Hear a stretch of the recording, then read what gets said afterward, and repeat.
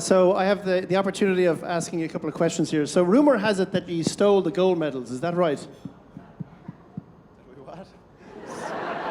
That you stole the gold medals from the French, no? No.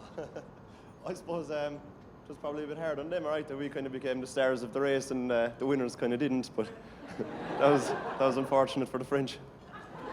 So tell us a little bit about how long you're in America for. What are you doing on this trip? Is this thing on? Okay. Yeah, we arrived into Boston on Sunday, and then we came to New York then yesterday, and we're going back to Boston tomorrow, and then we're racing to head to the Charlestown there on Saturday and Sunday, and we're going home then on Monday because I have to get back to college. So, yeah, don't tell anyone I'm not there. So Paul is currently in his final year at UCD studying physiotherapy, I believe. He's supposed to be in lectures tomorrow. So, what about that?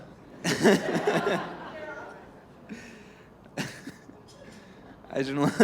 Kieran O'Hogarty, can you make sure that he gets a pass on whatever he's supposed to do tomorrow? And actually, I believe, Gary, you're graduating from Cork Institute of Technology tomorrow? Yeah. Although he's in New York. He's graduating from college tomorrow. Congratulations. So listen, I got planted with a bunch of different questions on the way up here, but I'm going to ask the ones that I prepared. So tell me a little bit about the journey that got you to the Olympic Games, the sacrifices you had to make, the training that you do. You were talking earlier outside to some of us about the number of hours that you trained a day, which none of us believed. But tell us a bit about the journey that got you to be Olympic silver medalists. Yeah, so I suppose I was 7 and Gary was 8 years old, and our dad used to do a bit of rowing when he was our age, but he was fairly crap at it, to be honest. But he wanted... he was average, maybe. We'll give him that. But this is being recorded. It's being streamed back to Ireland. He was live. brilliant. He was the best. Sorry, Dad. No, he was. But he always stayed somewhat involved in the rowing club, and then he wanted to get involved in the coaching side of things. And I suppose we were still very young, but he said he'd kind of throw us out there into the deep end. And we used to love it, like we couldn't wait to go back for more. And then we got some of our friends from school out to join us as well.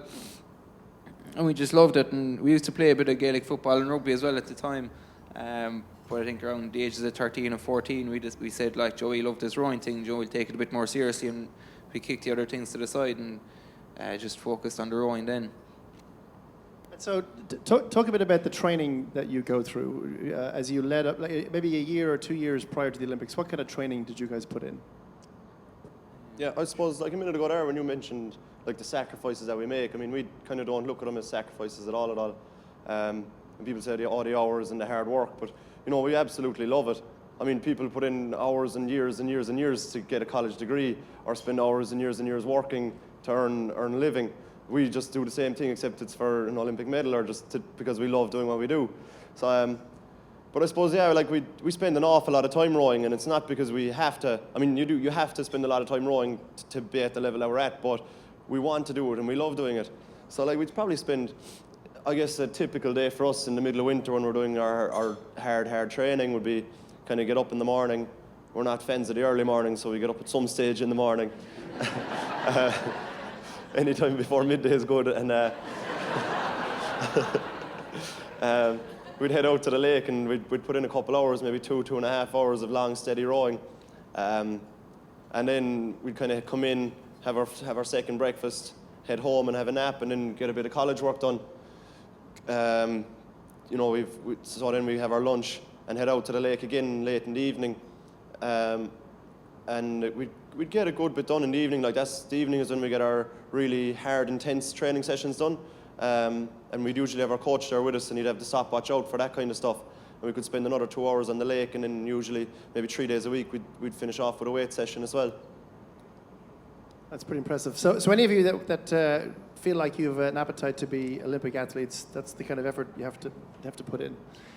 So tell us a little bit about what it's like in Rio. And so my backdrop, I suppose, is, you know, as TV viewers, we all see, you know, the flag ceremonies, the gold medal winning, the highlights. But what's it like actually in the village? You know, what's the food like? What are the sleeping quarters like? What's the mood like?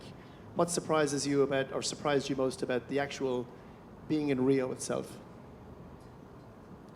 I guess, like, you know, it's they call it like the greatest show on earth. The Olympics is like the pinnacle of sport, but when you're there and you're competing, it's just another race. And like, you go to the beds, are standard beds, the rooms, like there's 2 beds in our room, like there is in every hotel we ever go to.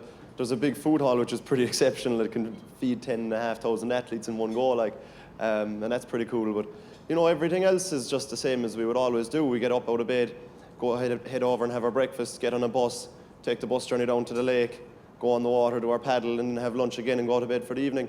And there's nothing fancy about it, and we don't do anything special at the Olympics. You know, it's not, the Olympics isn't the time to start doing anything spectacular just because it's a big show. You just kind of stick to what you know and stick to what you're good at. And I think we managed to do that really well. And even at this Olympics, the wind was affecting the racing in the rowing venue. So, like, they had to reschedule the races twice. And that usually doesn't happen too often at international regattas. But we kind of looked at that as a huge opportunity for us that, okay, if it's really windy and they send us out racing, great, because, you know, we can tackle wind no problem at all because we train in it all the time at home. And when they were rescheduling the races, we thought, geez, this is just great as well, because as it goes, we race in a lightweight category, and we make the weight, we have to average 70 kilos, and we can make that weight really, really easy. But the other guys who we race against kind of find it much harder to get down to that weight. So we were figuring the more times they reschedule the race, the more times everyone's going to have to weigh in, and that's going to wear down the rest of them. Like, they're coming into races hungry, they're having to sweat down, and then they're having to weigh in, and then the race gets cancelled.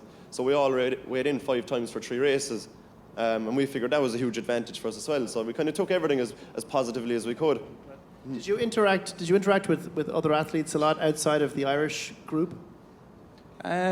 We did, I suppose, was mostly just the other rowers, because we've known them all for years and years and years. We all go to the same regattas, and when we do that, we stay in the same hotels. And rowers, I suppose, are kind of strange people, and that they all do the same thing. So every morning, all the rowers would get up at 5 o'clock, go down to have breakfast, and get the half 5 bus back to the rowing course, do 2 sessions, and come back then by 1 o'clock or something. But I think all the rowers kind of tended to do that in Rio because the traffic was bad. So if you wanted to do an evening session, you'd be coming back in rush hour, and that could take up to 2 hours to get back to the village. So everyone was just doing the same thing. And with rowing beyond the first week, there was a load of other athletes hadn't actually come into the village yet. So it was basically just another regatta for us, essentially.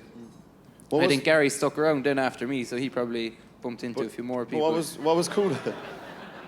What was pretty cool about the Olympic Village, I guess, that's different from other rowing events, is that, like, you could be walking from your apartment to the food hall, and Raf Nadal could be walking beside you, you know, or you'd be sitting down at the dinner table, and 3 seats to your left, you could have the 5 American gymnasts, you know, and that kind of stuff is pretty cool. You get to see, like, these absolute world-class athletes that have been at Olympics before and hold medals and are complete superstars, and you're kind of sitting in their company, and that's kind of cool as well, you know. You could spend hours as well just in the food hall, just trying to guess what sports athletes are doing from their like shape and size and stuff. So you'd actually get lost in the food hall as well. Like, I mean, and we have got lost in the food hall. We'd go in together and we'd end up having to sit down alone because you just lose track of each other. The place is enormous. So apparently Rafael Nadal actually in the Spanish newspaper said that he was walking down the corridor and was walking by Gary O'Donovan. He couldn't believe he was beside such a celebrity. No, but speaking of other celebrities, this is a little bit sensitive, so forgive me. But rumor has it that you might have been responsible for Ryan Lochte and the mess that he got himself into that night. I don't know what you have to say about that. No comment. Silence is very interesting. Tell us about the welcome home reception you got back in Skibbereen. We saw the picture of you on the top of the bus. Tell us a bit about that. Yeah, I guess, like, that was something exceptional. I mean, by the time we got home, from the time we won our medal to the time we got back to Ireland, it was about 3 weeks because of the World Championships and all of that. And we hadn't a clue what was going on at home. No idea. Like, we knew that the videos were going viral because, you know, you'd see the views clocking up, but we were just thinking, sure, you know, there's tons of videos out there that get lots of views. There's no big deal there. And we got to Rotterdam and we got to meet up with more of the Irish team, and a lot more Irish fans came over there to support Paul and the rest of the team.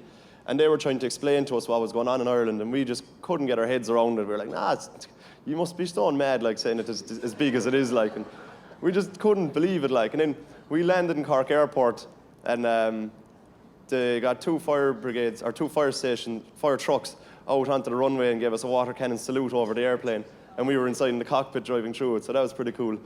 They gathered the biggest crowd ever in Cork Airport, and that was the Sunday evening we got back. The official homecoming was on Monday in Skibbereen, and Skibbereen, I don't know if you're familiar with it or not, there's a population of about 1,400 people, and there was 15,000 people showed up for the homecoming. Everybody wants to be from Skibbereen. Yeah. So it was pretty exceptional, like, and we even at that, we thought, geez, that's crazy and that's unreal. But ever since then, like, we're just completely blown away all the time at the recognition we're getting and all of that. I mean, we walked from, I don't know how many times we got stopped getting from Fitzpatrick's Hotel to here, and this is New York, it's not even in Ireland. Tell us a bit, last question, plans for the next 4 years. Are you looking ahead to Tokyo 2020? What are you thinking? Yeah, I think we're still young, and they say roars kind of peak when they're around 28 or nearly even 30. So hopefully the best is yet to come from us, and we're still enjoying it. And like we've yet to try and catch the French as well. So that's our next challenge. And I've got to try and finish this physiotherapy thing as well in UCD. So yeah, we're busy men for the next few years, I'd say. But I guess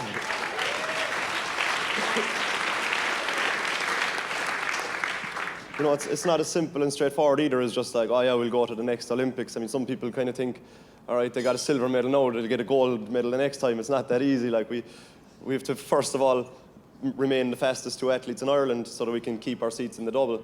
Then we have to go to the World Championships in 2019 and qualify for the Olympics, and then we have to go and actually compete in the Olympics and try and get a gold medal there. But it's not as if we've got anything sewn up or anything's guaranteed. Like. Well, I know I speak for this room and all of Ireland that we are extremely proud of your accomplishments. Delighted that you were here with us tonight.